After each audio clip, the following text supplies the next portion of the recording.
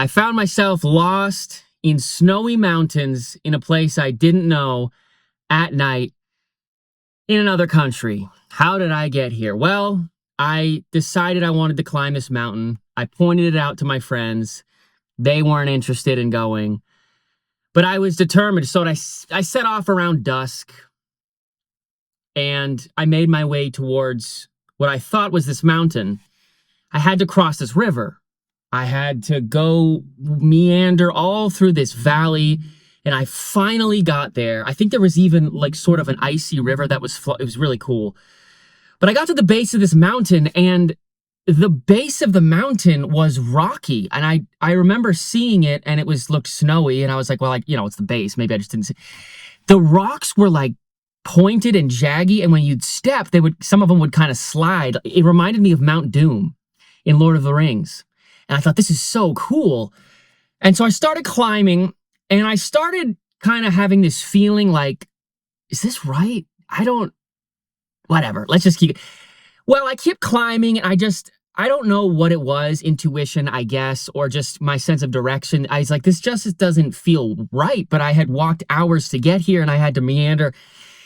And so just to take a look, there was one tree kind of sticking out of the rocks. I mean, really, it's like a movie scene. But I was like, well, it's tall enough for me to climb and maybe get a better vantage point. It was foggy, which I was kind of interesting because it wasn't snowing, but there was a fog, especially if you looked higher than ground level. You couldn't see very far. Well, I climbed this tree, I looked out, and sure enough, climbing the wrong mountain. I'm on the other side of some river, which is you got to be careful. You got to use the bridges. You can't swim across the river in this condition. So I climbed down the rocks and the tree and all of that, and I had to go way around this river, which was a huge obstacle because it just took up so much time. I had to find the right bridge, and then I ended up having to meander again to finally get to the proper mountain. Now, when I did find the mountain, it was pretty straightforward. Had to hop a fence, but other than that, it was pretty easy. Got to the top, or quite close to the top, maybe 75 feet away from the top. It was vertical, and going further was dangerous to a degree that I'm not comfortable with. There was snow, and I was literally using trees to pull myself up, like kind of jump at I'm not Spider-Man, okay? But there was a way to kind of grab trees and help yourself up, and it was so steep. I was like, if I get buried by snow, no one's ever going to find me. No one knows where I am. And it was very close to the summit. I mean, the view I had, it was foggy, but it was beautiful. You could see the lights through the fog, and that was just gorgeous, like a painting almost. Well, I had achieved it, and I actually got to, I don't know how to describe it, but I had like snow pants on, not great gear, but I had gear good enough that was kind of repellent. So I like basically sat by kneeling, and I just slid down the mountain to get down instead of walking. It was amazing. But the point is, I had achieved what I set out to do at that point, but I had this big misdirection. I thought I had been climbing it before in that first mountain, and I bring up that anecdote, that true anecdote. Put a tack in that. We'll come back to it. I had worked three separate times. I had submit an application to work for a company that I thought was the most prestigious company in this domain. I thought they were the best. I wanted to be associated with their brand. I liked how their image, I liked how they conducted business. I could tell that they knew what they were doing. They were a leader in an industry. And three separate times, I'd driven all around the States. I had given applications. I think I submitted some stuff. I wanted this job badly. And I was so set on it.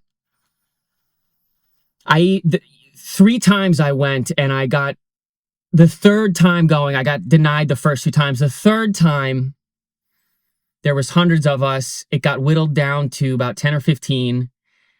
And I was so proud of myself for getting through the selection process. It's brutal. Just waves of people leaving.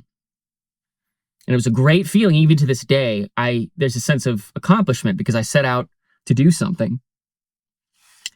But at the end, it wasn't, you got the job, congratulations. It was, we'll keep your stuff on file. Thank you. Have a good day. Excuse me? I'm several states away from where I live, and that's all you're giving me? Didn't get the job. It's hard to hear. Well, other opportunities were out there, and so I went to those. And there was even an opportunity where I was like tentative to do it. It was a similar company, but I didn't know anything about the company. And to be honest, I had sort of a predisposition to not want to go with that company.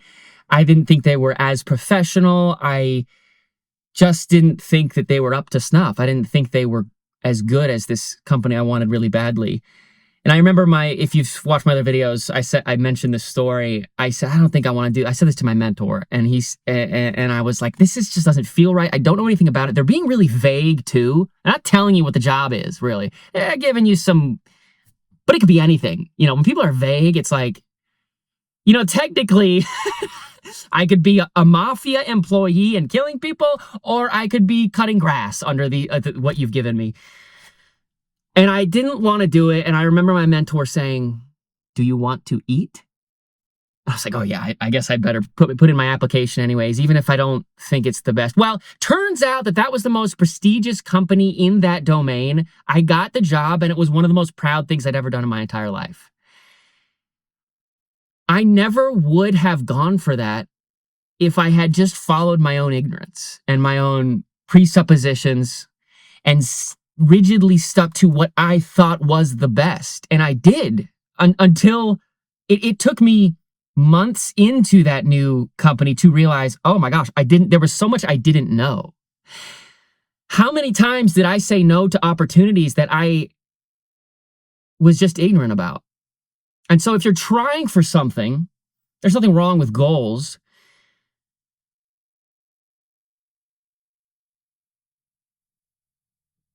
It's not conceding victory to educate yourself.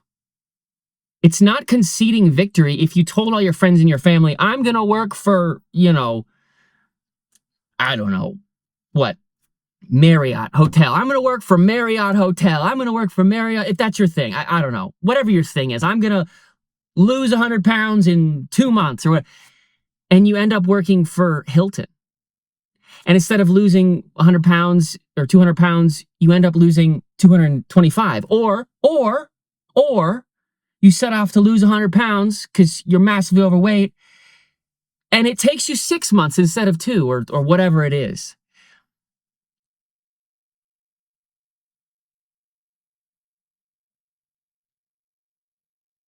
It takes a lot of dedication to reach something that you really want. But keep your eyes open.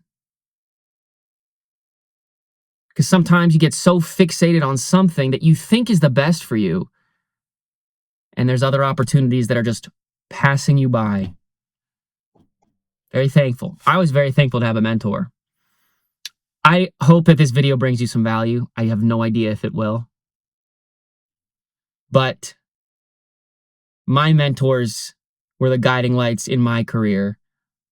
The Kerns, I think they're called, Cerns, where when you're hiking in the woods or on the mountains, there's piles of rocks, and they're to guide your way. I was lucky to have several mentors, but I figured I'd pass this on because maybe someone else doesn't. Think outside the box and work hard. Okay, bye.